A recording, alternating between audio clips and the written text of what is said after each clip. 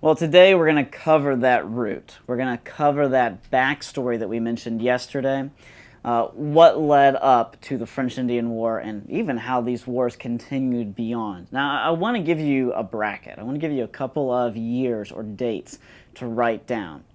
And those are 1566 and 1815. In other words, these wars, of which England was involved in each and every single one, sometimes with France, sometimes with Spain, sometimes with Portugal, sometimes with various Habsburg-controlled nations.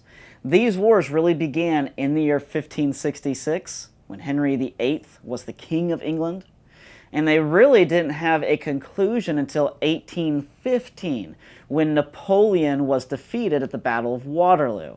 Or you could even argue that they didn't conclude until the World Wars, and if that's the case, they may still be going on in some way or another, because we still fight distant wars to control distant lands. All you have to do is pick up the newspaper or look at an online news organization to see this. Now, let's explain how this began. Let's go back to that year of 1566.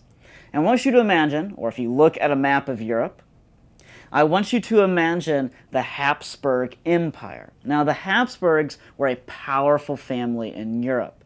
They were a family who, at this time, was led by the very powerful monarch, the Emperor Charles V. And through his ties and through his family, he essentially controlled the nations of Portugal, all the kingdoms that made up Spain. He controlled Burgundy, which is a part of France. He controlled the Swiss states. He controlled the countries that made up Belgium and the Netherlands, and most of what made up Germany. He also had huge influence over great parts of Italy as well. And because he controlled those nations, and because the Spanish and the Portuguese held vast territories in the New World, Charles V was the most powerful man in the world at the time, by far. That's why when Martin Luther went before Charles V and was expected to essentially repent for arguing that the church might be wrong over how it viewed the scriptures, which is what began the Reformation, that's why when Martin Luther said to the emperor, "Here I stand, I can do no other," it was seen as incredibly brave on his part because he was talking to the most powerful man in the world. But even so, as powerful as Charles V was, Henry VIII, who was the King of England at this time, was far more stubborn than Charles V. And Henry VIII, who was not exactly a man of self-control, who certainly was not a man the Puritans admired, had his eye on a new woman to become his wife, as he hoped, but he had to get rid of his current wife first. Her name was Catherine of Aragon, and she, in fact, was the aunt of Charles V. And so when Henry VIII divorced her on essentially no good reason, and when he took the Church of England away from the Roman Catholic Church and aligned it with the Reformation, not because he believed in the Reformation, but because he wanted power and he wanted to do whatever he wanted to do, Henry VIII got on the bad side of Charles V. And this led to an actual open war between the Habsburgs and the English. This is a war that would be on hold while Bloody Mary reigned, but would once again occur when Elizabeth I was on the throne.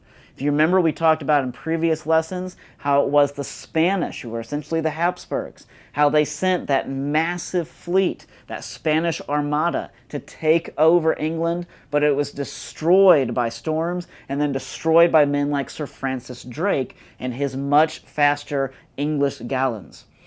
Even so, though, all of these wars were exchanged constantly. Over time, the Habsburgs got into other wars. They got into fights with the French. This was actually called the 30 Years' War between the French, who were willing to ally with the Protestants, those of the Reformation, even though the French hated the Protestants and hated the Huguenots. But the French did this because they didn't want the Habsburgs to have too much power. It goes back to what we talked about with different types of colonies, that you had some colonies that were simply strategic colonies. They were simply there to keep the other guy from having too much power. It's like the whole idea I gave you of toys, where when you were young, you might have taken a toy from your sibling or had a toy taken from you, not because you or the other person liked it, just because you didn't want the other person to have it. And so you just kind of hoarded like a dragon. And that essentially was how these various cultures or how these various civilizations who are fighting these wars of control, that was how they operated. As a result of the Habsburgs and the French fighting, the English became more powerful.